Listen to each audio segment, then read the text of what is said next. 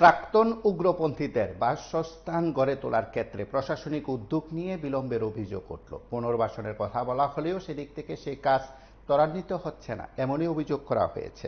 সেদিক থেকে প্রাক্তন জঙ্গিরা, প্রাক্তন উগ্রপন্থীরা তারা একটি সরকারি জায়গা দখল করে বা সরকারি জায়গায় তারা তাদের বাসস্থান গড়ে তোলার উদ্যোগ যখন নিয়েছে তখন প্রশাসন বাধা দিয়েছে। তাদের দাবি যে তাদেরকে পুনর্বাসন দেওয়া হবে, সরকারের সেই কথা ছিল, চুক্তিতে তা বলা হয়েছিল। কেন্দ্রীয় এবং রাজ্য সরকারের কাছে সেই দাবিগুলো তারা বরাবরই করে আসছে। সেদিক থেকে আপনারা প্রত্যেকে জানেন, আমরা বেশ কয়েকদিন ধরে বিষয়টি উত্থাপন করেছিলাম। করবুক মহকুমার অন্তর্গত করবুক ব্লকের লেবাছড়ি এডিসি ভিলেজের এগ্রিকালচারের একটি বড় জায়গা লিচু বাগান সেখানে দখল করা হয়েছে বলে অভিযোগ করা হয়েছিল।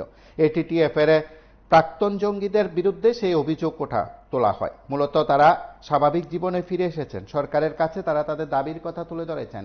সরকার চুক্তি মোতাবেক তাদেরকে পুনর্বাসন দেবে বলে কথা দিয়েছে, কেন্দ্রীয় রাজ্য সরকার সেই কথা রাখছে না বলে অভিযোগ করতে শুরু করলো। সেদিক থেকে তারা যে বাগান দখল করে নিয়েছিল সেখানে প্রশাসনিক বাধা দেওয়ার পর তারা আজ আরো একবার সংবাদ মাধ্যমের মুখোমুখি হয়েছে। তারা তাদের বক্তব্যের কথা তুলে ধরেছে। স্বাভাবিক জীবনে ফিরে আসার পর সরকারের সুযোগ সুবিধা দেওয়ার যে কথা ছিল সে কথা রাখেনি সরকার বলে তারা অভিযোগ করেছেন। সেহেতু আমরা কোনো নোটিশ দেওয়া হচ্ছে না, কিন্তু আজকে আমাদের জেনারেল সেক্রেটারি, আমাদের সেন্ট্রাল কমিটির মেম্বার স্যার, তারা 4-5 জন এসে আমাদের সঙ্গে কথাবার্তা কয়ে চলে গেছে। কিন্তু তারা বলছে তার উপর মহলে স্যার তারা লোকের কথা কইতেছে, যদি তারপরে স্যার তারা লোকের কথা কয়েছে যখন রেসপন্স পাইব ওই সময় আপনাদেরকে আমরা জানিয়ে দেব। এখন আমরা আপাতত এখানে 140-50 পরিবার আছি।